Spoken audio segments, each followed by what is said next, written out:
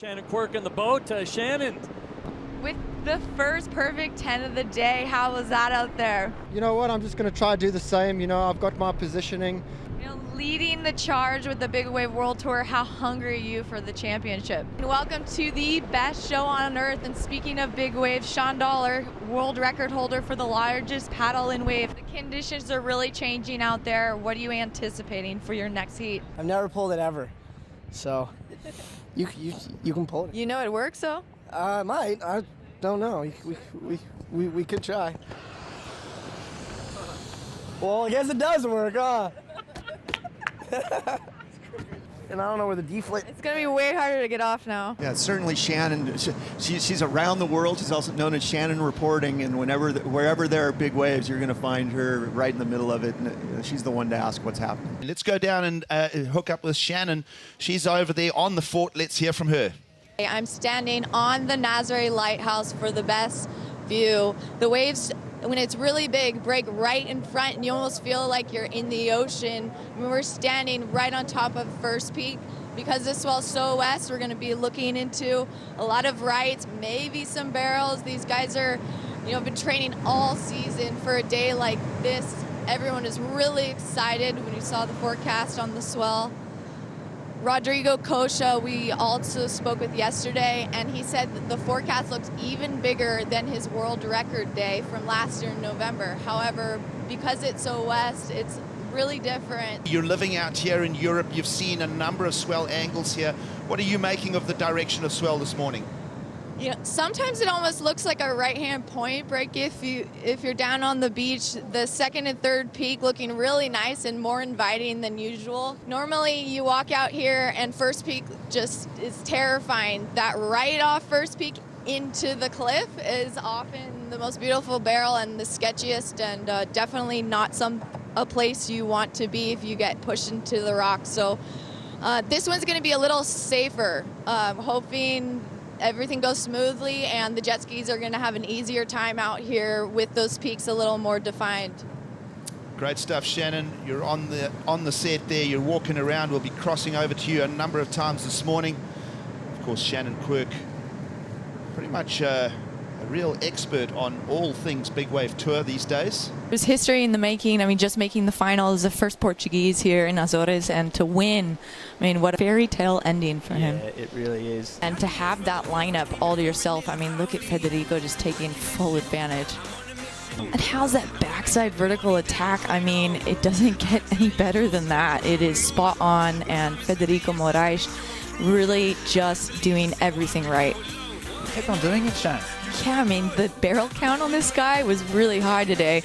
It seemed like every time we were looking at Federico, he was just pulling into a deep nugget. I mean, look at him. Just great work, too, like pushing through all those sections and pumping through these barrels. I mean, this was like the ultimate mind surfing for everyone on the beach.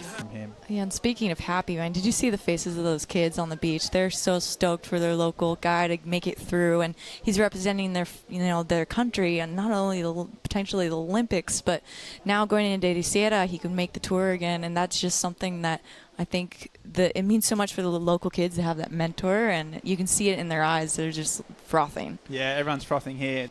And to a great spot, too. Ribera Dias is one of the just most recognizable waves on the Portuguese coast, and in Ericeira being a spot that has all sorts of waves, reef breaks and long point breaks, and that's going to be a lot of pressure for some of these athletes looking to make the tour. Yeah, it's great to see all the ladies out there. And how were the conditions in the morning? Did you like having the heat to all the girls themselves? Yeah, I thought it was neat that we all got a shot on equal footing, because most of us out there, that was our first time. And anything you'd like to say to the young girls in Oregon that wish they could surf? I would say be brave. The cold is hard, but I salute each and every female surfer from Oregon for doing this. Everyone has different dreams, and I think everyone should just follow those. See where it leads you. You never know. And cut. That was awesome. Hey guys, we're here with Healy. That was a pretty heavy heat in the beginning. Take me through it. Well, we were kind of scrambling. It seemed kind of inconsistent like last year, so everybody was kind of getting pushed further and further in to just try to get a wave. And just went inside, and sure enough, like a bomb came, and it was just top to bottom on my head.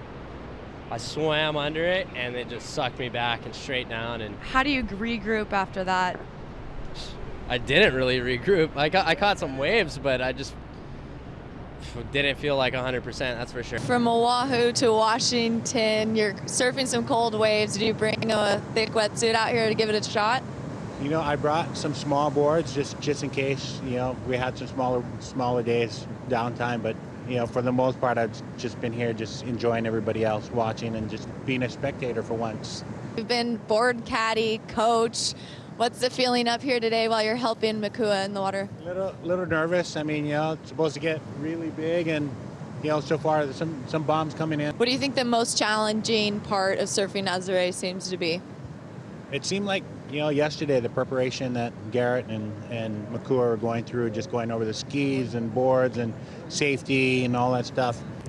Yeah, I mean, compared to Mavericks, this wave is a lot different. It's got that open ocean, outer reef kind of feel. I mean, that's what it is, you know.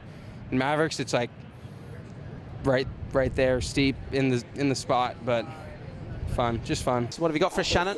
I have Mitch Cruz here, winner of the last heat. You're saying it's a bit tricky. You even had a restart. What was going through your mind? I just want to get a big old tube, hopefully, in my heat. So, yeah. All right, well, wish you luck. Mitch Cruz is moving on. Back to you. Thank you, Shannon. Hungry for the barrel, horny even for the tube. Yeah. So good insights there. Well, you get a lot of practice at Nazare with whitewater. That's just unprecedented. How does a place like that train you for water patrol? It's really mellow. it's close to the rocks, but you know, it's not the same. Nazare, you need always be looking 360 degrees. Yes, I'm here with Mateos. You decided to opt for epoxy board because of the smaller conditions. Tell us about it. Dar uma volta na ilha e fazer algumas fotos aí. Yeah, he's saying he hasn't had time to do much other than surf, really, and just get focused on the contest. Yeah. But he likes the Lago de Fogo, and there's just so much to do here in Azores. So congrats to you, and we'll see you in the next round. Back to the booth.